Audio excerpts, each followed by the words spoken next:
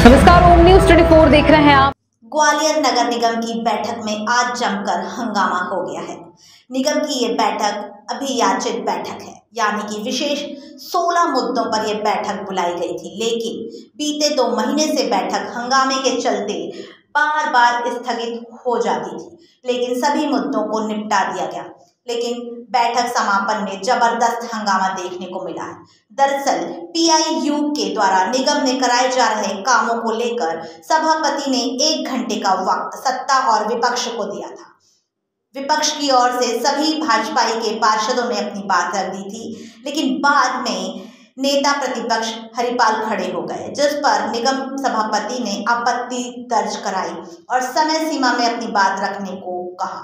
इस दौरान नेता प्रतिपक्ष हरिपाल ने सभापति को साफ शब्दों में कहा, इस सदन में पार्षदों की आवाज को रोका जा रहा है, मुद्दों पर बोलने नहीं दिया जा रहा है। जिसके बाद मुद्दों पर सहमति बनी, लेकिन फिर हरिपाल ने बोलने से इनकार किया। हालांकि अब सभी 16 बिंदुओं पूरे हो गए हैं।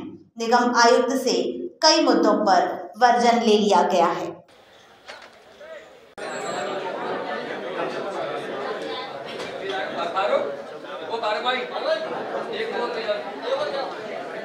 बात करती जाए तो क्यों बैठ रहे धरने पे? ऐसे मान लो अगर हमारे साथी बोल रहे हैं कि बिंदु खत्म कर दिए जाए, लेकिन तो कोई वैसा तो थोड़ी है।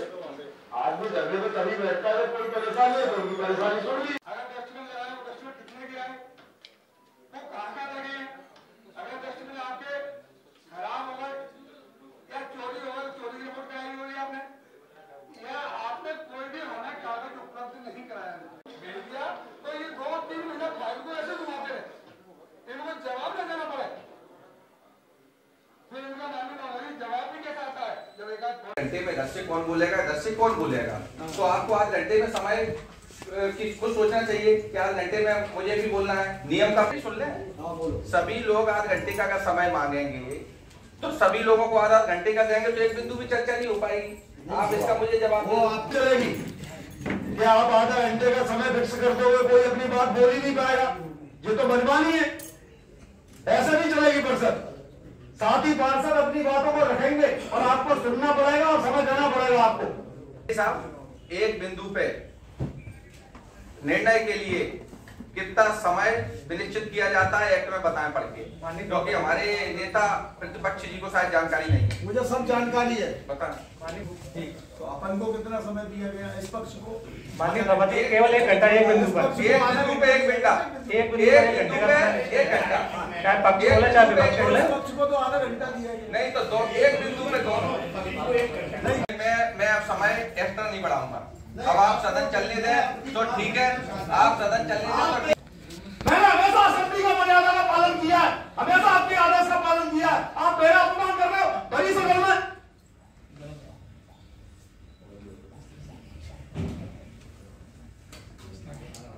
जो नियम से काम कर रहा है यहाँ सदन में अपनी बात रख रहा है, उसका आप अपमान कर रहे हो। बता दो पूरे सदन के साथी, मैंने कभी अपनी तरफ से कोई ऐसी गलत बात करी हो सदन में जिसकी मर्यादा टूटी हो? हर साथी को बोलने का मौका देता हूं और मुझसे कोई उत्तर में बैठ जाता, भैया आप बोल लो, आपको बोलना है आप बोल लो। जो तो मेरा अपमान है ना, तो फिर मैं काहे के लिए नेता प्रतिपक्ष चुना, काहे के लिए आया हूं? हो गई आपकी बात, हो गई। नेता प्रतिपक्ष को इतने उसमें नहीं आना चाहिए। नहीं क्यों नहीं आऊं अध्यक्ष जी? मेरी आप सुन लो, मेरी बात सुन, क्यों नहीं आऊं? मैं आप गलती क्या कर रहा हूं? मैं गलत क्या कर रहा हूं? मैं सदन के किस नियम का उल्लंघन कर रहा हूं? बताइए आप। सब 16-17 महीने में मैंने किस नियम का उल्लंघन किया सदन के?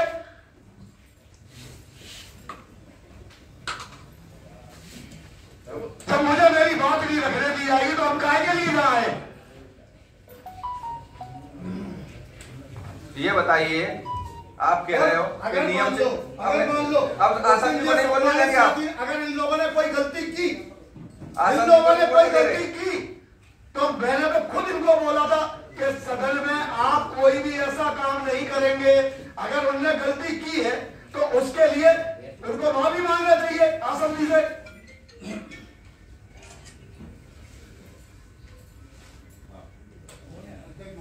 एक मिनट, इनने बात हो गई तो मैं जवाब दे दूंगा, इनकी बात की जवाब दे दूंगा, आप बैठ जाना जितेंद्र। सब सदस्य मेरे परिवार के, मैं किसी की अच्छा ये बताइए, आप एकदम बुजुर्ग हो जाएंगे, हम अपनी बात नहीं कह पाएंगे। सदन में किस तरह की कार्रवाई रही? विशेष सम्मेलन में जो 4 शेष बिंदु बचे थे, उन 4 बिंदुओं पर बारी बारी से सदन में चर्चा कराई गई। चर्चा उपरांत उन 4 बिंदुओं पे निर्णय किए गए। लेकिन देखने में आया कि कुछ तीखा लहजा भी हो गया था आपका, कुछ विरोधाभास भी हुआ नेता प्रतिपक्ष को लेकर। नहीं, ऐसा कुछ नहीं है। सदन में सभी सदस्य हमारे पारिवारिक सदस्य हैं। अब ये अपना अपना लहजा है बात करने का, कोई ज़्यादा जोश में बोलता है, चिल्ला के बोलता है, कोई शालीनता से बोलता है, फ़र्क इतना है। लेकिन उन्होंने तो आपत्ति जताई, ये भी बात की, उन्होंने कहना ये तरीका नहीं होना चाहिए।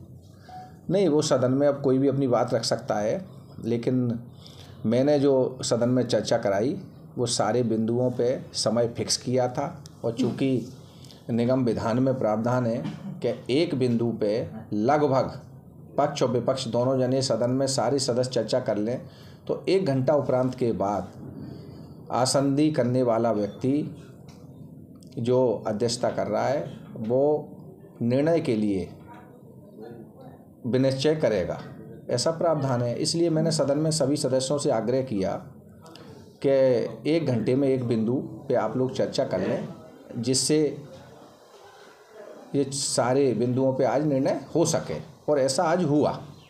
देखिए, दूसरा सवाल, ग्वालियर में जो आवारा पशु हैं वो लोगों की जान ले रहे हैं। मतलब एक सांड ने 1 महीने में 2 व्यक्तियों की जान ले ली। मतलब अभी तक तो खतरा कुत्ते थे, लेकिन अब सांड भी बन गए। इतने बड़ी राशि खर्च हो रही है, लेकिन उसके बावजूद भी कितना चिंता का विषय है। अगर ये बिल्कुल सही बात है कि कल हमारा जो चालक है, हमारी गाड़ी चलाने वाले, वो भी अपने घर पे जा रहे थे, तो कल कहीं रास्ते में गाय से टकरा के और उनको चोट आई है, और आए दिन ये घटनाएं देखने को मिल रही हैं।